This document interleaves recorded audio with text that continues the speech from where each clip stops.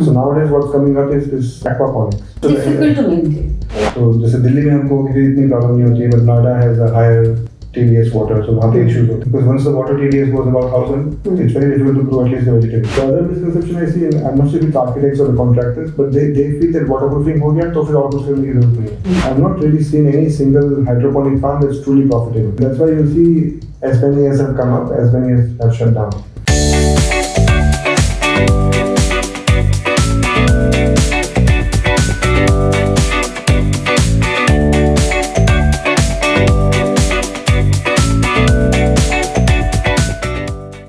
Hello and welcome to the next episode of my podcast, The Design Journeys. And today we have a fantastic guest with us, Kapil Mandawewala, who has a brilliant startup called Edible Roots. And you are into sustainable urban farming. Is that right? That's correct. We do organic, sustainable urban farming. And that's what we've been doing for many years now. Wonderful.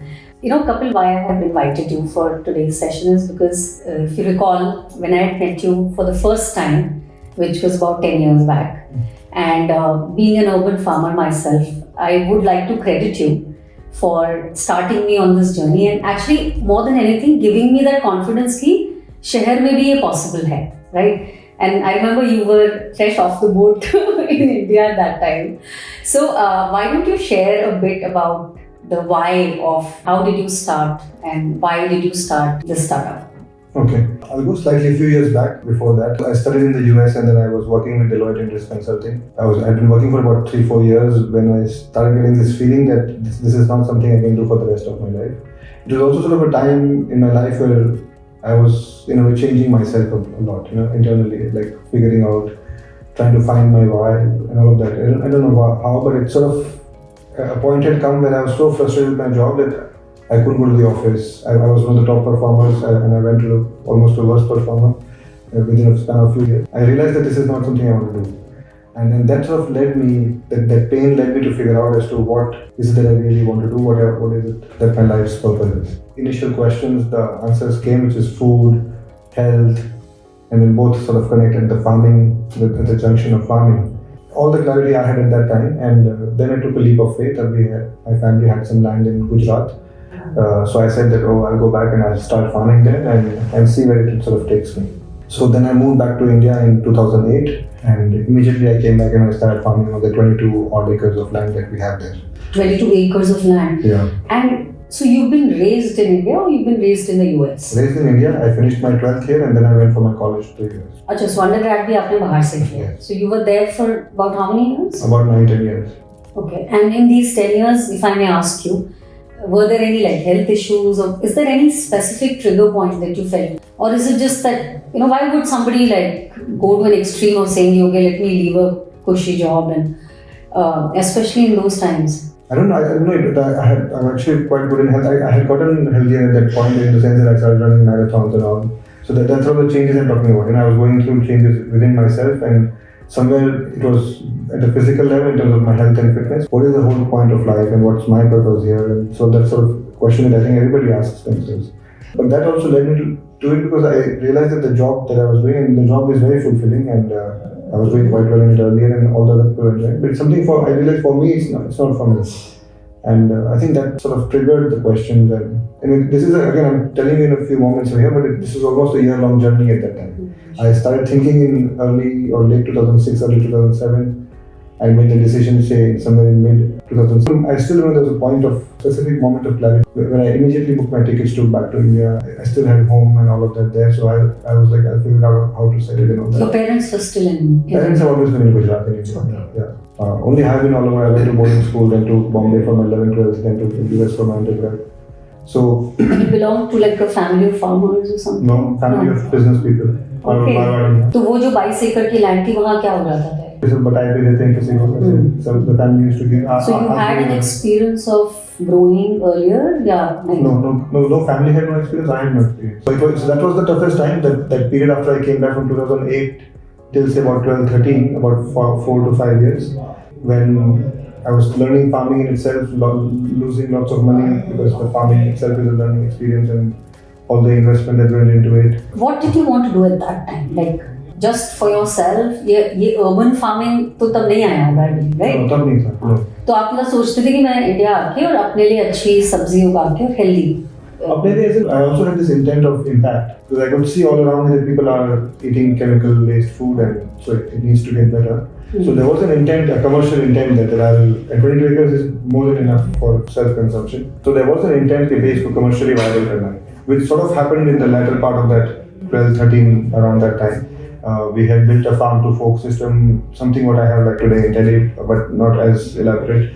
We had about 100 or 200 families in Jamnagar who were buying on a weekly or daily basis from us. We used to deliver to them. In fact, I used to deliver them in my Indica, and and then we also built a little farm, sort of a cabin because our farm was on a highway, so a lot of traffic passed by. So then the farm became sustainable. It still wasn't hugely money making in terms of sustaining my own lifestyle. So that sort of led me to think further as to what else can I do, and a bit of frustration was there at that time.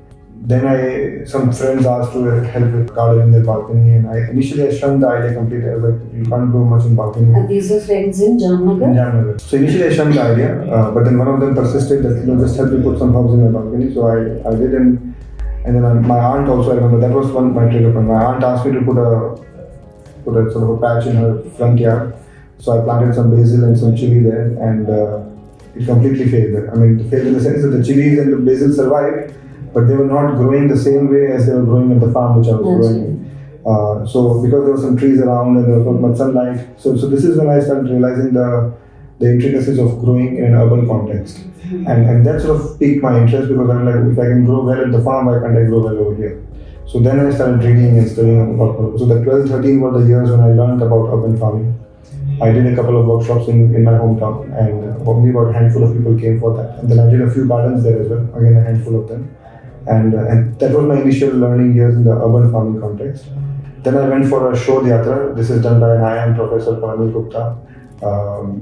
And so I had gone to Mizoram and Manipur earlier. This was my third or fourth one. I was in Punjab, and I met a person called Ravi Gulati over there. He runs a place called Manzil in Khan Market. And so then he said, oh, Delhi was like the last city on my list that I'll ever go to. But he said, oh, Delhi ko zarurat hai, pollution itna ho raha hai. And this is about more than a decade ago we're talking about. So I said, okay, I can come and do. I had done a couple of workshops by then. So I think that was the starting point of Variable Roots. Even though I didn't know it, then we registered eventually in 2016. But I think that was the foundation because then Delhi kept calling me back and then eventually I shifted here. तो तब आप यहाँ रहते नहीं थे, तब आप आए थे, and then you did a workshop and you went back. A couple of times again people called you. Yeah, all of 14 I went and came back. So I made few gardens, went back, did a couple of workshops, went back. That way I was traveling between Gujarat and Delhi.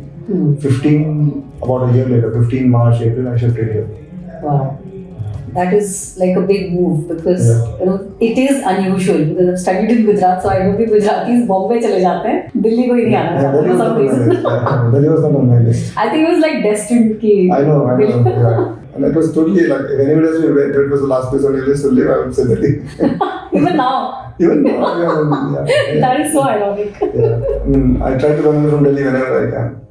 Okay. Having now set up, and 10 साल की तो journey आपकी on paper 10 साल है, and that you're saying for 5 years before that also I'm sure learnings would have been many, right? Many throughout. So कोई एक major accomplishment जो आपको लगता है कि रहा और कोई एक challenge जो पिछले 10 साल में बहुत major challenge आया?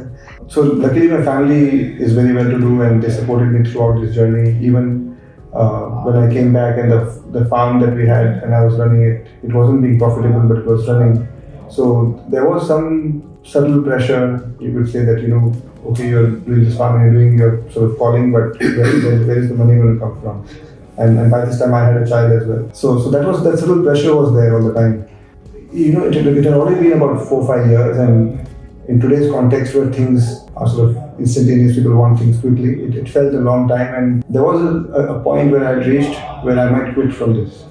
this whole path, maybe going back to what I was doing. This was around that time, 12, 13, right when I started urban farming thing. So I had taken up a farm in Surat. So by that time I had already started leasing more farm in the intention to scale and grow my income. So our own farm was there, and then I had taken up another farm in Surat, about 100 acres or so. On these I used to commute back and forth between Surat and Jamnagar as well. So during those, and I can't remember exactly when, but at some point I reached deep levels of emotional pain. And around 12 only or 13, I think this is when I did that show, The Adra, and I met Ravi. And even then, that frustration was that I did not know that we'll be here today. As soon as Ravi mentioned come into the workshop, I took it as a chance and things evolved from there. So you think that was like the point of realization from within? Because I remember when I had met you first time, you had told me about some story about some tomatoes that you had to throw away. There was one point that you realized that you aren't getting enough money for the amount of money and time and energy that you put in. Something like that, right? Very much. Why don't you talk about that? The expectations, in terms of having a family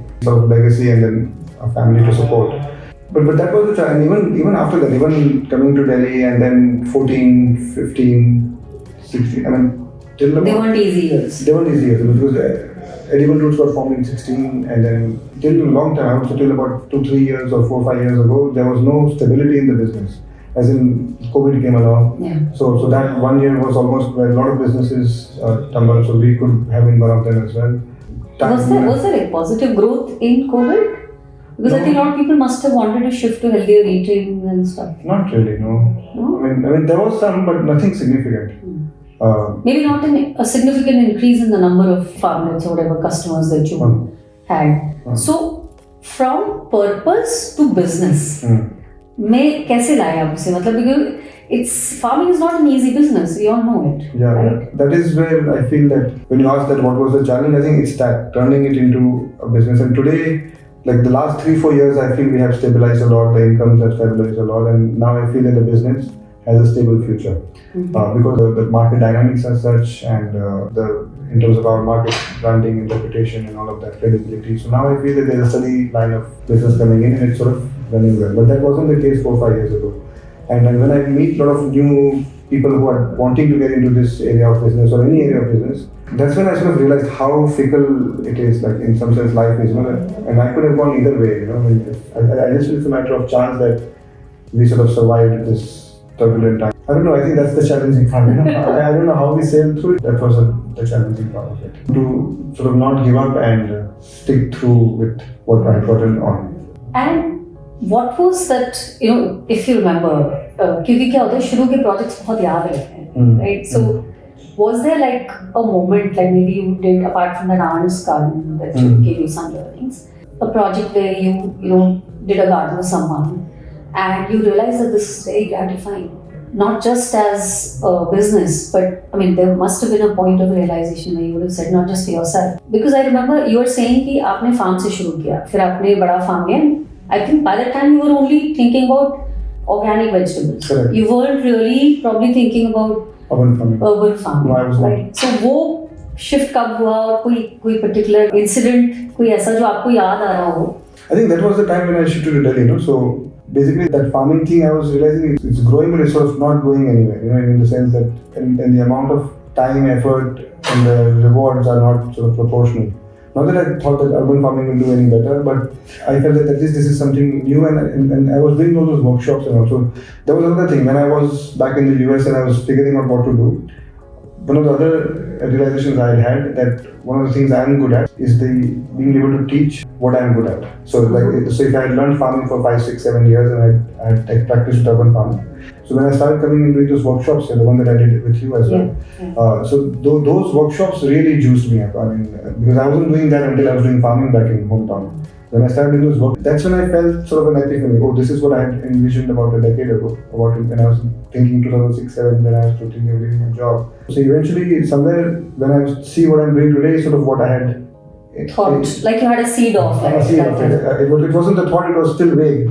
But this is sort of, I feel that this is what I had thought. It has shaped up naturally. Yeah, it shaped up naturally. So it's sort of all, the life has taken me in that direction automatically.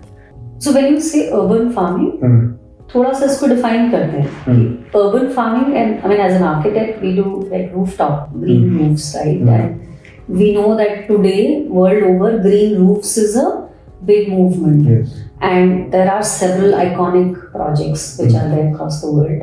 And so green for food and green for the heck of green, because I mean, especially in a place like Delhi, rooftops are good party, sort of venue as well. Absolutely. So, आप कैसे define करते हो urban farming? So urban farming is basically defined as farming within a certain proximity of an urban cluster. So, which could be a rooftop, a balcony, or a backyard for sure, but it could also be like a common park or an empty space. Like if you think about all the food growing along the Yamuna, that's also urban farming. Even within say 10, 20, 30 minutes of the city limits. I would even consider that to be urban farming because that food is mostly grown for the city. That's directly coming here, not going somewhere else. Everything else that's growing beyond it is sort of going in all different directions. But this is being grown for the food in the city and it's sort of very local. But of course, in our business sense, it's mainly utilizing spaces that are not being utilized right now, which get some sunlight. Essentially boils down to rooftops or balconies or backyards, and Delhi has this luxury of small and large pieces of land in Chhatarpur or Sona, Gurgaon or Dwarka, Najafgarh, north side if you want to all those ones. So Delhi still has these land spaces which are lying vacant. And a lot of people are growing also. People are growing as well, yeah. And then people who have had their childhoods where they have seen food growing when the land was more luxury. So I think they sort of bring that seed with them, wanting to grow even more. I would agree with you because I think Delhi is still a lot of first or second generation migrants. So अगर second generation भी हैं तो भी उनकी पहली generation में कहीं ना कहीं किसी न किसी छोटे शहर में जब वो hinterland से आते हैं तो farming देखें somebody like me for example, right? So I think वो कहीं ना कहीं एक ऐसा नहीं है कि एक बिल्कुल ही alien concept है. Correct. And urban farming was part of Indian culture and many cultures across the world. I mean, now that we moved into urban cities, but even at a rural scale, every sort of household had a little patch of garden जहाँ पे कुछ सब्जियाँ हो रही है, and usually the खेत आसपास ही होते थे तो वो भी urbanism आपकी local farming हो गई, सब्जियाँ घर के आंगन में हो गई, and then अनाज दाल तेल आपके खेत में हो रहा है या बगल के गांव में हो रहा है. The most your own sort of kitchen garden in every village house is still, if you go to the villages, you will see in many parts of the country and even other parts of the world. Correct. And I'm sure when you're referring to urban, you're actually, especially a metro, a city like Delhi, of course there is that detachment, right? And more and more newer generations especially, they may not even have an idea of कि भाई ये सब्जी कहाँ से आ रही है, कैसे उगती है, किस सीजन में होती है, stuff like that, right? कहाँ उगती है, कितने बड़े पेड़ जमीन के अंदर से बाहर से, so stuff like that. But pollution तो अभी भी है, मतलब हमारे water resources काफी polluted हैं, if you look at. So don't you think that वो भी impact करता है, especially if you're going on in the ground? See, of course, we are only able to grow where the groundwater supply is reasonably good. So, to give an example, one of the key factors in growth of plants is the TDS, the salinity of the water. So, जैसे दिल्ली में हमको इतनी problem नहीं होती है, but Noida has a higher TDS water, so वहाँ पे issues होते हैं. Gurgaon is somewhere in the middle, so it's not a problem. But some parts of Gurgaon, like if you go towards Patodi side, like the Saltrana, the Sultanpur Port side, वहाँ पे saline water है, which is all the new Gurgaon that's coming up. तो वहाँ पे problem होती है. तो problem क्या होती है? उगा नहीं सकते because once the water TDS goes above 1000, it's very difficult to grow at least the vegetables. So do you get a water test done or a soil test done? Soil test इतना नहीं क्योंकि हम terrace पे उगा रहे तो we are getting the soil from outside. So the soil then. But if you're growing in land. In land, so we must have. Because we are doing a factory garden in Gurgaon right now, which is right there near the Sultanpur Bird Sanctuary. So वहाँ पे water table, because there's a canal going by which supplies all the water to Gurgaon. Because of the canal going by, the water table comes up, and the entire land becomes saline. Because the water is getting evaporated and all the salts stay back in the soil. So this particular land is like a bowl, and the water table is only about a foot 5 foot deep, and it's saline. Saline is like 1000 TDS plus. This is even higher. This is 2000, 2500. So very high TDS. So that's why that becomes a challenge. And then of course, then we also do now work around natives and planting species that are local to this region. Does that help bring salinity down? Not salinity, but they can tolerate it. So they can at least green the area and utilize the space and not get impacted by the water that gets collected over. What about dissolved arsenic or dissolved heavy metals? That's also an issue. So for example, we used to have a farm near the Yamuna. Luckily, our farm didn't have these issues, but we used to, because we didn't use the bore well. But a lot of the other veggies that sort of grow along the Yamuna, and Yamuna, if you test the Yamuna water, it's very high in all the heavy metals. And this is all because of the industrial effluent that flows down from upstream, like from above Delhi, Sonipat area. And all there are industrial areas, Samanpur, Badli, exactly, all of those things, and then that water flows down. So all the water here is very high in heavy metals, and we got it tested also. The Yamuna water and the neighborhood's borewell water. Coming to now the second aspect, which is urban roofs, right? Now I'm an architect, and I did realize that a lot of people have this mental block that waterproofing है या किस तरह से हम एक existing roof को green roof में बदल सकते हैं. This I am saying 7-8 years back एक mental block था. अब block नहीं है. अब a lot of people are open to it because they've seen. What in your perception are the challenges when you talk about the rooftop farming? I think as such there is no challenge. One challenge that I didn't expect is that now there's a conflict between having solar panels and an urban garden, because both the things fight for the same sunlight. So if you have solar panels, so now we have clients who want solar panels also, and then they say we want food also.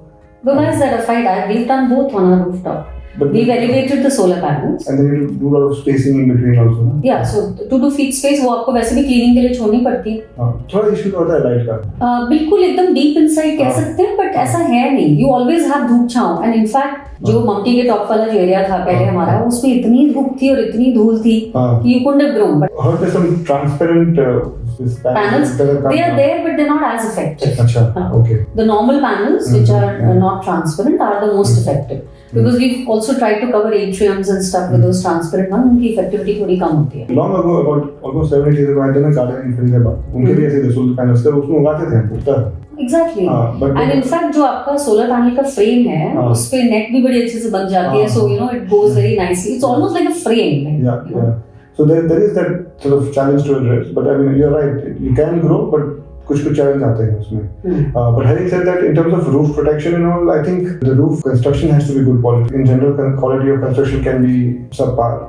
So that has to be addressed. The simple thing I tell all my clients is that if you don't have an existing issue with seepage or anything, this won't cause a new issue. Yeah. But if you already have an issue with a roof that is not properly sort of protected. Planned for this. Planned to have RCC roofs so they can handle the weight and all. That's not an issue at all. But the plan for this in terms of waterproofing. A lot of times, if they've bought the terrace as is, they may not even know what kind of waterproofing there is. They may not want to risk it. Correct. Yeah, having said that, always say that if you have had a monsoon or two, where you haven't had a seepage, then shouldn't be an issue. Then we just make sure that there is no level differences in the roof. The water flows smoothly towards the drain, and there are no sort of rough patches so the water can collect. And then we put those drain cells. This is all standard technology across the world to do rooftop gardens. So we do that, and that ensures that there is no issue. One of the common mistakes that as an architect I've seen a lot of people do is that they do not know how to do the layering of the soil properly. And you must have seen that as well. A lot of times they just mix everything and then put it, and then they expect it to be behaving the same way as it does on normal. Yeah. The other misconception I see, and I'm not sure if it's architects or the contractors, but they feel that waterproofing हो गया तो फिर और कुछ करने की जरूरत नहीं है. The waterproofing just ensures that the roof doesn't get damaged. You still have to ensure through the drain cells that the water doesn't stagnate and in future cause a damage to the roof. And that water is छनके जा रहा है ना पानी. It is not directly going and clogging your pipeline. All those things have to still be done. Yeah. Last but not the least, hydroponics is now coming up in a very big way, and everybody is pitching that to be the next big thing. People trust it also a lot. Some understanding on that from you. Is it really chemical free? It's not chemical free. It's common sense. I mean, hydroponic by definition means that you're growing plants in water. So the nutrition for the plant has to go through water, and if it has to go through water, it has to be water soluble. Anything that's organic will not be water soluble, so it has to go through soil, and the soil microbial life is what makes it available for the plant, which can't happen in water again. So whatever they're feeding through water to the plants has to be in a chemical form. The second thing is generally these hydroponic farms are all within a greenhouse or what we call a protected environment. When you go into a protected environment, what also happens is a buildup of humidity, which leads to a lot of fungal diseases and fungal buildup in the soil. So what they have to do in each cycle of each seasonal cycle is to completely sterilize. Or they have to add like an antifungal agent. Antifungal agent also. So I think as a designer, I've seen that a lot of design flexibility comes when you have a combination of like a hydro and a normal. So for example, if I have a small roof, I may want to do one vertical wall with tubes where I can have small salads. So I just increase the surface area, and then that water, when it drips, it goes down into my mitti, and then it just doesn't move. So something like that. Yes. मुझे लगता है शायद थोड़ी design flexibility कह सकते हैं, but it is still not something which is chemical free. तो खैर नहीं ही है. That needs to be very, very clear. No, but there is an angle to that as well. So nowadays, what's coming up is this aquaponics. Yeah. Which is with which is to the fish. Difficult to maintain. I think all of these are still in nascent stages. So but I know at least across the world where there are farms which are doing aquaponics quite well. Yeah. And so in that case, where nutrient is going in organic form, which is going through the fish. It's the same as having some cattle living on your farm and then making it like a more cyclic kind of thing, or composting your green waste and then converting. The other challenge I've seen with hydroponic, at least the ones that I've seen, is that they seem too heavy on carbon footprint in terms of the embodied energy of all the materials used to create those. The PVC pipes, the structure itself is very heavy on embodied energy, and which also means higher cost of establishing it and higher cost of maintaining it and running it. I've not really seen any single hydroponic farm that's truly profitable. They might claim XYZ, but I know and that's why you'll see as many as have come up, as many as have shut down. Yeah. It's because they are not able to sustain the operating cost and recover the initial capital cost that they had invested. So, and the final point on this is that we get sort of fascinated by new things, and we try to put things, when we get fascinated by something, into every context. Yeah. Now, I think hydroponic or growing in a protected environment has a place. Has a place in a place like Ladakh, or maybe in a temperate region like Europe, or maybe in Russia or Canada. Yeah. But now we have taken the same technology and put it in the plains in Jaipur, which is 45, 60, 50 degrees in the summer. Yeah. That whole out of context, not understanding what needs to go where and why. Yeah. They're saying that we can save water, but they're actually not saving water, because there's a lot of water that gets discharged, which has already been circulated multiple times. Now it has to be discharged out. So where does that water get discharged? And whenever it gets discharged, it pollutes that soil or that water body. So there are all these other factors associated with it. So it has to be in the right context. I'm sure this has a place somewhere, but putting it in every context is not the solution. Absolutely, I think very well said. Any city that you look up to for, which is doing great in terms of urban farming across the world, because there are a few cities which have a green mandate, Singapore, for example. I haven't been to one, but I think Cuba, Havana is one of those. That was my inspiration. I read a lot about it when I was initially studying. And Havana got into it because it became a necessity for them. When the Fidel Castro thing happened and they were put under sanctions by the US and Russia, so they couldn't import food and they couldn't import oil. So suddenly overnight they had to figure out how are we going to survive. So they start using every space they had in the city to grow food. So then now, and it still continues today, because now they become self-sufficient. They realize that why didn't we start this earlier? So in Cuba and Havana, it happens that about 70-80% of its food is grown in the city. So that's, I haven't been there. I would like to go there someday. But that's I think one good example. I mean, it is not a developed country. It is one like us, more or less. But then the other inspirational stories are around in Europe, in Russia. There are systems called allotments or dachniks, where government allocates space which people can use to grow their own food. And these are community spaces. Community spaces, a lot like what we do as a farmlet here, where we give a mini plot on a monthly subscription. But this is privatized. We are doing it, we are leasing the land and we are creating this and then offering to the customers. There's a huge wait list over there all the time. People who want to get into it, and then if the government sees that you're not maintaining it well, then they pass it on to the next one. So it is public land, it is common spaces, but then still in a more structured, wait-listed manner where people make the most out of it. Wow. I think there are a few farms, like very large rooftop farms in Paris and New York as well, Canada as well. I think those are case studies which we could look at, India could look at. One of the recent things we did is this huge rooftop garden on the Paris City Mall here in Saket. So that was, I felt that was a proud moment for me, because I never thought I'll get there. And luckily the mall approached me for this. So that was the good story about it, that they opened up to that idea. So I think I'm really glad that it was the largest rooftop garden. How large is it?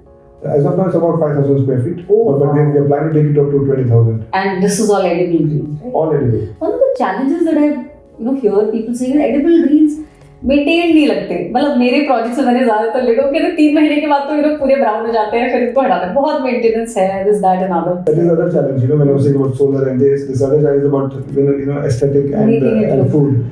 So even when we're doing this revaluing, like we do a lot of native species gardens, so now we're trying to create beautiful gardens using native species. So for example, all these beautiful gardens that we see, the plants being used don't belong to our region. जैसे for example UP में हमारे करेर का पौधा होता था बहुत when we were growing up. I don't see it anywhere in the landscaping. यहाँ पर अमलतास है, कचनार है. But those are trees. Shrubs भी है, वज्रगंधी है, अश्वगंधा है, सतशतावरी है. All these are native species and many more. The grasses also. They're also herbs. Like some of them are also. बहुत सारे. The point comes with beauty is that I have a big altar because this does give a wild look. Absolutely. So I have a garden and how I look at it is कि हर 3 महीने के बाद मुझे एक नई look मिल रही है. So that's like wow. You know, somebody comes again, they'll find पूरी तोरई की बेल है. अभी और 3-4 महीने के बाद आएंगे तो उनको कुछ और ही मिलेगा वहाँ पे. So and बेल बहुत जल्दी भी उगती हैं. So अभी मैं हिमाचल गया था लास्ट वीक, तो वहाँ पे सारे जो स्टोन फ्रूट्स हैं वो सारे फ्लावरिंग सीजन में थे, नाशपाती और प्लम और ये वो ब्यूटीफुल फ्लावर्स. प्लम एंड आड़ू के कितने खूबसूरत होते हैं. बहुत ज्यादा मतलब it's almost like cherry blossom. Cherry blossom भी था और कोई चेरी प्लांट्स भी थे. It's up to you how you want to see it. Do you have like, and this is like as we close, like an impossible vision, like a vision that you think that सोचा नहीं है logic के through कि होगा या नहीं होगा, but ये करना चाहता हूँ मैं, ये हो जाएगा. मैंने पहले दिन से मैं कहता अपने वर्कशॉप में कहता रहता हूँ कि मुझे जितनी जगह है जो अनयूटिलाइज्ड है, जहाँ धूप गिरती है, वहाँ पे कुछ उगाना है. और ऐसी बहुत जगह है जिसको हम यूज ही नहीं कर रहे, वेस्ट कर रहे हैं. मतलब पड़ी है और उसके हीट इफेक्ट मल्टीप्लाई हो रहा है because any space where you be exposed to sun, it is adding to the heat. So why not just plant something with it? And initially I felt when I started out that the economics may not match, but now the gardens we are doing within a year or two, just the cost of vegetables pays off for the cost that you put in, and the maintenance cost is almost negligible. So cost wise also it makes total sense, and this is just the cost of vegetables. उसके अलावा जिनका AC का cooling का energy consumption कम हो गया होगा वो अलग, and I don't know, you can even utilize your grey water to grow plants, so water consumption का भी आप manage even pollution to a lot of extent. So all those because when you're hanging around on your rooftop, you can't even get started on how much traditional knowledge is passed on to your kids, and you have your pets also. The intangibles are just far too many. So to me it's a common sense. I think it's just a matter of people getting aware and conscious about it. Very nice, lovely. I was sharing this with someone a few years back. I said, मजा तो तब आया जब parliament के roof पे भी हम सब्जी उगाए. That's like मतलब like imagine like all government buildings have a green roof growing vegetables and they're setting an example for the world. It has been an absolutely amazing experience talking to you today and learning about your journey and understanding those little sort of turning moments in your life, because मोटा तो broadly मुझे पता था, but I didn't have this idea, and so thank you so much for joining us, sharing such nuggets from your life, and I'm sure it will help some people take their first step into greening and growing organically.